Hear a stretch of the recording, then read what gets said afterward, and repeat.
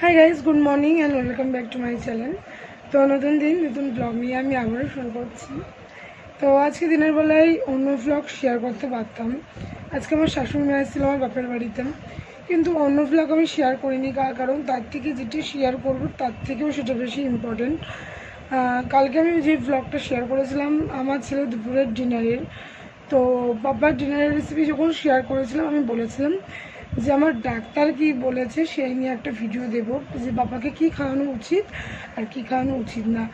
তো আমি এই ভিডিওটা মানে মানে পোস্ট করার জন্য বেশি তাড়াতাড়ি করছিলাম, কারণ আমি যে ভুলগুলি করেছি যাতে আমার ছেলের ক্ষতি হয়েছে, তো আমি চাই তোমাদের বাচ্চা যে বেবিদের জন্য যাতে তোমরা সেই ভুলগুলি না করো। তো এমন একটা টাইম, আমরা যারা নতুন ফার্স্ট টাইম মা হয়েছি তারা সত্যি কথা বলতে গেলে কিচ্ছু বুঝি না কখন কি খাওয়ানো উচিত, কখন কি করানো উচিত। তা আমার ছেলের এখন তোমরা জানো অনেক দিন ধরে ভিডিও দেখছি, যখন ওর 6 মান্থ প্লাস থেকে ভিডিও দেখছি, তো এখন ওর 9 মান্থ প্লাস বয়স চলছে। তা বিগত 2 মাস ধরে আমার ছেলের ওয়েট বাড়ছে না। আমার ছেলের ওয়েট হয়েছিল 4 কেজি। 4 কেজি একটা বেবি, মানে not a matter of a joke, মানে প্রচণ্ড হেলদি বড়সড়ো একটা বাচ্চা হয়েছিল। কিন্তু বিগত 2 মাস 2.5 মাস ধরে আমার ছেলের ওয়েট এক জায়গায় গিয়ে আটকে রয়েছে। তো আমি সেটার সামনের দিন ডাক্তারকে গিয়ে জিজ্ঞাসা করলাম যে এমনিও শরীরটা খুব খারাপ যায়, মানে কোনো কিছু না কোনো কারণ নিয়েও ভুগতেই থাকে, ওর শরীর একদমই ভালো যায় না, মানে সুস্থ খুব কমই থাকে, কিন্তু তা বলে যে ওয়েট বাড়ছে না, একদম যে খাওয়া দাওয়ার দিকে অযত্ন হচ্ছে। আগে নয় ও বমি করতো, তারপরে সেটা যাই হোক, আমি ভিডিও স্টার্টকালীনই কিছুদিন ফুলবাগানে গিয়ে ভর্তি ছিলাম, তখন কোনো ভিডিও আপলোড করিনি। তাই সেই সমস্যাটা এখন অতটা নেই। আমি বলবো না যে এখন আমার ছেলে বমি করে না, করে 2-3 বার করে, কিন্তু ডাক্তার বলেছে 2-3 বার বমি করলে কোনো ব্যাপার না, ওটা পেটের ওদের গ্যাসটা যেটা থাকে সেটা বেরিয়ে যায়। আর 2-3 মানে আগে যেমন বমি করলে পুরো খাবারটাই বের করতো, এখন কিন্তু সেটা করে না, এখন হালকা দুধ তোলে, অল্প খাবার তুললো, তো ওটা ঠিক আছে, ওটার জন্য ডাক্তার বলেছে কোনো প্রবলেম হবে না। আর 2-3বারও করে না, মানে করে না বললেই চলে, মাঝে মাঝে করে। আজকে যেমন সকালবেলা ঠান্ডা লেগেছে বলে একবার বমি করেছে, সব কফটা হয়ে গিয়েছে, ওইটুকুনি, তাছাড়া আর বমি করেনি। তো বিগত 2 মাস 2.5 মাস ধরে আমার ছেলের ওয়েট বাড়ছিলাম। তো সেদিন ডাক্তার বলছে ওর বয়স আন্দাজে কিন্তু ওর বার্থ ওয়েট যেটা হয়েছিল সে আন্দাজে কিন্তু ওর ওয়েট একদমই বাড়ছে না। তা আমাকে উনি কী বললো, তুমি অনেকে কী খাওয়াও? তো আমি যেটা খাবার সেটাই বললাম। তোমরাও দেখেছো আমি দুপুরবেলা ওর জন্য আলাদা খিচুড়ি রান্না করি, আর মানে ভাত দিয়ে ডাল দিয়ে একটা খাবার রান্না করি, সুজি দিনে একবার দিই, আর 2বার স্যালাক্স দিই, 2বার নেস্টাম দিই, দুধ দিই, এইসবই চলে। বিভিন্ন খাবার দিই, মানে আমি প্যাকেজিং খাবারটা জানি খাওয়ানো উচিত না, কিন্তু আমার ছেলে খেতে ভালোবাসতে বলে আমি ওটাই খাওয়াতাম। ওটাতে বিভিন্ন প্যাকেজিং খাবারে লাগে ভিটামিন ডি থাকে, প্রোটিন, ফাইবার, জিঙ্ক, হ্যাড্ডা ফ্যাড্ডা একটা লিস্ট জাস্ট ওরা চতা লিখে দেয় যে এই খাবার খেলে। তো আমি ভাবছিলাম যে এই খাবার খেত, এই খাবারের থেকে ও এই জিনিসগুলি পাচ্ছে, হয়তো লেখা আছে তাই পাচ্ছে, কিন্তু ডাক্তারের কাছে যেটা শুনলাম সেটা শুনে মানে অবাক হয়ে গেলাম। ডাক্তার আমাকে বলল এই সব খাবার খেলে কোনো দিন তোমার ছেলের ওয়েট হবে না, কারণ এই সব খাবারে জাস্ট ওর পেটটা ভরছে, আদারওয়াইজ এই যে protein, vitamin, zinc, potassium, calcium কত কিছুই যে লেখা থাকে ওইগুলি কিছুই না, পুরো জিনিসটাই ভেজাল, ভেজাল ছাড়া কিচ্ছু না। আর স্যালাক্স খাওয়াতে তো টোটালি বারণ করেছে, কারণ স্যালাক্সে সুগার থাকে, চিনি। সাধারণত আমরা সবাই জানি 1 বছর আগে বাচ্চাদের চিনি জাতীয় খাবার অ্যাড করা উচিত না। নুনে ফাইবার থাকে, নুন খাবারে তুমি অল্পই দাও। আমি কালকের খাবারও অ্যাড করেছি, ডাক্তার আমাকে বলেছে এতে অতটা অসুবিধা হবে না। নুনটা আমরা কাঁচা খাওয়াচ্ছি কিনা সেই দিকে ধ্যান দিতে হবে। তো রান্নার মধ্যে দিচ্ছি, তো ওটা নুনটা যথেষ্ট আগুনের তাপ লাগছে, তো আর নুনে খাওয়ালে, লবণ খাওয়ালে ওটাতে আয়রন থাকে, কোনো প্রবলেম না। বাট চিনি খাওয়ানো টোটালি বন্ধ। চিনি, গরুর দুধ এগুলো 1 বছর না হলে বাচ্চাদের খাওয়াতে নেই। এবারে যারা ফ্রেশ কাউ মিল্ক পায় বা যাদের সহ্য হয় বাচ্চাদের, তারা খাওয়ায় কাউ মিল্কটা, তা সেই ব্যাপারে অন্য ভিডিও আর একদিন আমি অবশ্যই দেবো। কিন্তু স্যালাক্স খাওয়াতে টোটালি বারণ করেছে। তো আমি বললাম স্যার এইগুলি যদি খাওয়ানো বন্ধ করি, ও তো দুপুরবেলা একবার খিচুড়ি খায়, তাহলে ওকে কী খাওয়াবো? তখন আমাকে বললো তুমি ওকে ডিম খাওয়াতে পারো, যেদিন ডিমের সাদা অংশটা দেবা সেই দিন কুসুমটা দেবে না, যেদিন কুসুমটা দেবা সেই দিন সাদা অংশটা দেবে না। মানে এরকমভাবে উনি আমাকে বোঝালো। তো বললাম স্যার এত ছোটো বাচ্চা ডিম খেতে পারবে? বলছে 7 মাসের পর থেকে একটা বাচ্চাকে ডিম খাওয়ানো স্টার্ট করলে সেই বাচ্চাটা 9 মাস বয়সে পুরো গোটা একটা ডিম খেতে পারে। তোমার বাচ্চাকে যেহেতু তুমি প্রথম থেকেই কোনো ডিম খাওয়াওনি, তাহলে তুমি এরকমভাবে খাওয়াতে পারো, তাতে কোনো অসুবিধা হবে না। তো আজকে আমি ডিম খাইয়েওছি, এখনও পর্যন্ত আমার ছেলের কোনো অসুবিধা হয়নি। বলেছে ডিমটা প্রত্যেক দিন খাওয়ানোর মধ্যে রাখবা, হয়তো গরমের জন্য গরমে কোনো অসুবিধা হবে না, তা ওকে অভ্যস্ত করাতে হবে। তুমি ওকে একদিন থেকে একদিন পর ওকে ডিমটা খাওয়ানো স্টার্ট করবা। আর মাছ খাওয়াতে বলেছে, কিন্তু মাছের মধ্যে উনি আমাকে একটা সিচুয়েশান রেখেছেন যে যেহেতু বাবার 1 বছর হয়নি, 9 মাস প্লাস চলছে, প্রত্যেক দিন মিডিয়াম সাইজের থেকে ছোট সাইজের জিওল মাছ খাওয়াতে, যেন মাছটা জানতে হয় চাল ডাল যে ভেজিটেবলসগুলি দিচ্ছ ওর মধ্যে মাছটাকে দিয়ে উনি খাওয়াতে বলেছে। এবার বলেছে মাছটাকে সিদ্ধ করেও খাওয়াতে পারো, হালকা তেল দিয়ে একটু ভেজেও নিতে পারো, যাতে মানে টেস্টেরও তো একটা ব্যাপার আছে।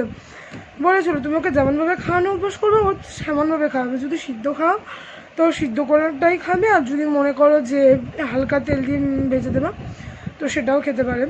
তো জিওল মাছ খাওয়াতে পারছে। বলে এরপরে যখন 10 মান্থ প্লাস হবে তুমি ওকে যে কোনো মাছই খাওয়াতে পারবা, কিন্তু সেটা যাতে জ্যান্ত আর যাতে ছোট মাছ হয়, অতিরিক্ত তেলালা মাছ খেয়েও কোনো হজম করতে পারবে না। তো এর আগে আমি একটা ডাক্তার দেখিয়েছিলাম, সে আমাকে বলেছিল 1 বছরের আগে বাচ্চাকে মাছ মাংস ডিম টোটালি বারণ, কিন্তু মানে দেখিয়েছিলাম, মানে এই ডাক্তার ছিল না তাই দেখিয়েছিলাম। তো উনি আমাকে কিন্তু বারণ করেছিল, কিন্তু এই ডাক্তার কিন্তু আমাকে বলেছে অবশ্যই বাবাকে মাছ খাওয়াতে। তো আমি 3 দিন মাছ খাইয়েছি পরপর, জিওল মাছ 3 দিনই বাবা খেয়েছেন। আজকে আমি ওকে ডিম খাইয়েছি। আমি অবশ্য দেশি মুরগির ডিম খাইয়েছি, কারণ এমনি মুরগির ডিম থেকে দেশি মুরগির ডিমটার বেশি উপকার, তোমরাও জানো। আর বাড়ির কাছে যতগুলো ছিল তা একজন আমাকে এনে দিয়েছে, তাকে আমি রিকোয়েস্ট করেছিলাম, সে আমাকে এনে দিয়েছে, অনেক কষ্ট করেই এনেছে যদিও। তো সেই দেশি মুরগির ডিমটা ওকে আমি আজকে খাইয়েছি। এখনও পর্যন্ত আমার ছেলের এখন সন্ধে হতে চললো, কোনো অসুবিধা হয়নি। দ্বিতীয় মানে কী হলো, ডিম হলো, মাছ হলো, 3rd নম্বর কলাতে 75% ক্যালোরি থাকে একটা কলাতে পুরো পরিমাণে। বলেছে কলা খাওয়াবা, কলা প্রত্যেক দিন খাওয়ানো। মানে স্যার ও তো ঠান্ডা লেগেছে, এখন কি কলা খাওয়ানো যাবে? বলছে এই যে তোমাদের মধ্যে এই ধারণাটা আছে কলা খেলে আমার বাচ্চার ঠান্ডা লাগবে, বা আমার বাচ্চার ঠান্ডা লেগেছে তাই ওকে কলা খাওয়াবো না, এই ধারণাটা কিন্তু পুরোপুরি ভুল। কলাতে কখনো কোনো বাচ্চার ঠান্ডা লাগে না, তুমি ওকে কলা খাওয়াবা। তো বলেছিল পুজো দেওয়ার সময় আমরা যে কলাটা খাই ওই কলাটাই খাওয়ানো উচিত বাচ্চাদের, সবজি কলা যাকে বলে। কিন্তু আমাদের ও বোঝেনি, ও একটা কী কলা যেন এনেছে, ওরকম মোটা মোটা হলুদ হলুদ এরকম বড় বড়। তো যাই হোক এনেছে, তো নষ্ট করতে পারছি না, আমি কলা 2 দিন করে ট্রাই করছি, তা অত মোটা বড় কলা তো বাচ্চারা খেতে পারছে না, ওটাকে আমি অর্ধেক করে ওটাকে আমি কলার পিউরি করে প্রথম দিন কালকে ট্রাই করেছি, ও খেতে চাইছিল না। তারপর ওর সাথে যখন আমি ফর্মুলা মিল্ক অ্যাড করলাম তখন ও খেলো। আজকেও আমি কলাটা ওরকম করেই খাইছি। তাহলে 75% ক্যালোরি থাকে, কলাও প্রত্যেক দিন বাচ্চার খাবারের মধ্যে রাখতে পেরেছি। তাছাড়াও বলেছে মৌসম্বি লেবুর রস, যেই ওয়েদারে যেই ফল আসছে সেই ফলের সাথে ওকে অভ্যাস করাও, কারণ ফল কিন্তু খাওয়ানো বাচ্চাদের শরীরের পক্ষে প্রচণ্ড পরিমাণে ভালো। তার আমি মৌসম্বি লেবুর রস এর আগে ওকে খাইয়েছি, বেদানার রস খাইছি, কিন্তু কলার পিউরিটা আমি খাইনি। তো ডাক্তার বললো অবশ্যই কলা খাওয়াতে। আর 4 নম্বর আমাকে বলেছে বাড়িতে পাতা টক দই, যেটা এখনও পর্যন্ত আমি ছেলেকে খাওয়াইনি। টক দই খেলে যে কোনো বাচ্চার শরীর স্বাস্থ্য দুটোই ভালো হয়। মানে অনেক বাচ্চার, যেমন আমার পাপারও প্রবলেম, যে দুধ খাওয়া ওদের উচিত না, দুধে ওদের প্রবলেম হয়, কিন্তু দুধ থেকে বানানো টক দইয়ে ওদের প্রচণ্ড পরিমাণে শরীরে এনার্জেটিক হয়। টক দই দিয়ে ভাত দিয়ে খাওয়াতে বলেছে, বা শুধু টক দই। কিন্তু ডাক্তার একটা কথা বারবার করে বলে টক দই খাওয়াতে বলছি মানে কিন্তু বাইরের টক দই না, ঘরে পাতা টক দই। তো ঘরে পাতা টক দই আমি শুনেছি আমার মায়ের কাছ থেকে কী করে বানাতে হয়, যবে বানাবো তোমাদের সাথে অবশ্যই শেয়ার করব। তা আর বলেছে টক দই খাওয়াতে, এই 4টে জিনিস মাস্ট খাওয়াতে বলেছে চিড়ে খাওয়াতে। চিড়েটাও মানে বললো যে তুমি যখন স্যারেল্যাক্স খাওয়াচ্ছ তখন স্যারেল্যাক্সটা না খাওয়া চিড়েটা খাওয়ালে। এবার চিড়ে কী করে খাওয়াবা, চিড়ে ড্রাই রোস্ট করেও খাওয়াতে পারো, বা খেজুরটা খেজুরটা ভিজিয়ে রাখলা, খেজুরটা ছোকলাছুলি ফেলে ফেলা। বেবিদের জন্য আলাদা খেজুর পাওয়া যায়, ওর মানে পাপার বাবা যেন ওটাকে যেন কী খেজুর বলে, চীনা খেজুর না কি যেন বলছিল, তো চিড়েটাকে ভিজিয়ে রাখলে আধ ঘন্টা আগে, ভিজিয়ে রেখে ওটাকে মিক্সিতে পেস্ট করে এই খেজুরটার সাথে পেস্ট করে ওটা জাল দিয়ে দিলে খেজুরেও প্রচণ্ড পরিমাণে ভিটামিন থাকে। এইগুলি খাওয়াতে বলেছে মুসুরির ডালের যে জলটা, সেই জলটা খাওয়াও, বিভিন্ন পরিমাণের সবজি প্রেশারে সিটি দিয়ে সেইটা খাও। হ্যাঁ, যেদিন প্রত্যেক দিন খিচুড়ি মানে ভাত ডাল যেটা তুমি খাচ্ছ সেটার প্রত্যেক দিন নাই ভালো লাগতে পারে, কারণ প্রত্যেক দিন একরকম। একদিন কী করলে সব ধরনের একটু গাজর নিলা, একটু আলু নিলা, একটু পেঁপে নিলা, একটু মিষ্টি আলু নিলাম, পালং শাক নিলাম, নিয়ে একটু প্রেশারে কুকারে সিটি দিয়ে দিলাম, দিয়ে সেইটা ওকে খাওয়ালাম। এগুলিতে কিন্তু প্রচুর পরিমাণে ভিটামিন। বাচ্চাদের পুরোপুরি বাইরের খাবার খাওয়ানো আমার ডাক্তার আজকে থেকে মানে বারণ করেছে। এবার দেখো, আমি তো ওকে জোর দিয়েই এখনই আমি ওকে মানে বন্ধ করাতে চাইছি না, কারণ এই কারণে চাইছি না, কারণ ও একবার আমি ওকে এত প্রেশার দিলেও সহ্য করতে পারবে না, কারণ ও এইগুলি খেয়ে অভ্যস্ত।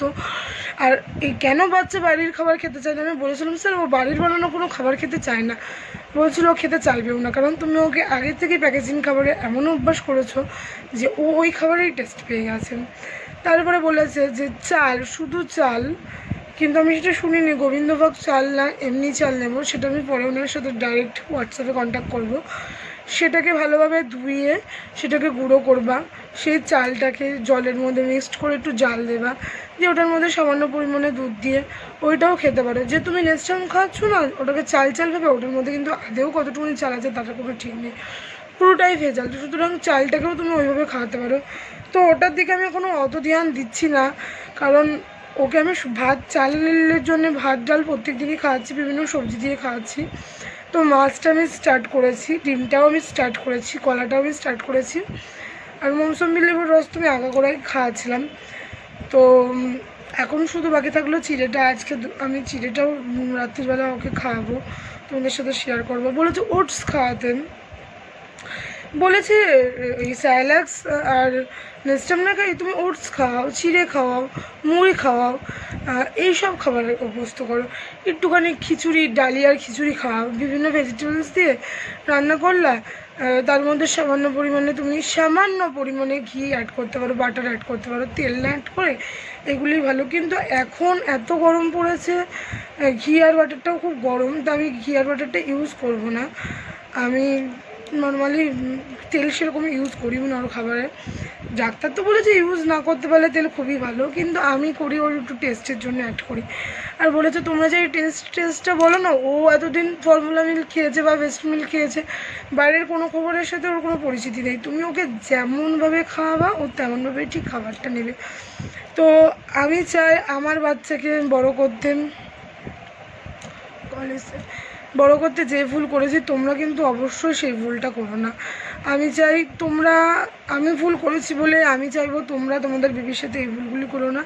তো যারা যারা প্যাকেজিংয়ের খাবার খাওয়াচ্ছ, একবারে তো কেউ বন্ধ করতে পারবে না, তো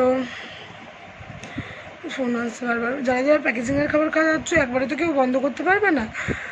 তো আমি চাই আস্তে আস্তে আমি যেমন ছাড়ানোর চেষ্টা করছি, তোমরাও তেমন ছাড়ানোর চেষ্টা করো, কারণ এগুলো আমাদের বাচ্চাদের পক্ষে একদম ভালো না। আর আমরা যারা মা তারা সব কিছু নিয়ে কম্প্রোমাইজ করতে পারে, কিন্তু বাচ্চার শরীর আর স্বাস্থ্য নিয়ে কখনোই তারা কম্প্রোমাইজ করতে চায় না। আমরা সবসময় চাই বাচ্চাটাকে হেলদি রাখার, ফিট রাখার, সুস্থ রাখার। তো আমাকে আমার ডাক্তার যেগুলি বলেছে তোমরাও তোমাদের ডাক্তারের সাথে পার্সোনালিভাবে আলোচনা করে নিতে পারো, কারণ আমি যতটুকুনি জেনেছি আমি তোমাদের সাথে শেয়ার করলাম। এবার তোমরা যতটুকুনি জানো তোমরাও কমেন্টের মাধ্যমে আমাকে জানাতে পারো। আর হ্যাঁ, ভিডিওটা ভালো লাগলে প্রত্যেক দিন লাইক, কমেন্ট, শেয়ার করো। তোমাদের একটা লাইক আমাকে অন্য ভিডিও বানানোর জন্য প্রচণ্ড মোটিভেট করে। তো প্লিজ, অনেকেই আছো আমার চ্যানেলে ভিডিও দেখো কিন্তু আমার চ্যানেলটা এখনও পর্যন্ত সাবস্ক্রাইব করেনি, তারা প্লিজ আমার চ্যানেলটা সাবস্ক্রাইব করে দিও, আর ভিডিওটা লাইক করে দিও, কমেন্ট করে দিও, শেয়ার করে দিও। আর তোমরা তোমাদের মানে বাড়িতে যে বেবি আছে তাদের কীভাবে কেয়ার করো সেটাও আমাকে অবশ্যই কমেন্টের মাধ্যমে জানিও। হয়তো আমি কিছু ভুল করছি, যতটুকুনি দেখো ডাক্তার আমাকে অ্যাডভাইস দিয়েছে ততটুকুনি কিন্তু আমি বলেছি তোমাদের, এমন কিন্তু আমি বলছি না যে আমি ডাক্তার যতটুকুনি আমি বলেছি ততটুকুনি আমি তোমাদের বলেছি। তো পাশে থাকো, সঙ্গে থাকো, সুস্থ থাকো, ভালো থাকো। আর আশা করি তোমরাও এই গরমে তোমাদের বেবির প্রচণ্ড পরিমাণে যত্ন করছো। তো এই আজকের ব্লগটা আমি এইটুকুনি শেয়ার করলাম, অবশ্যই পাশে থাকো।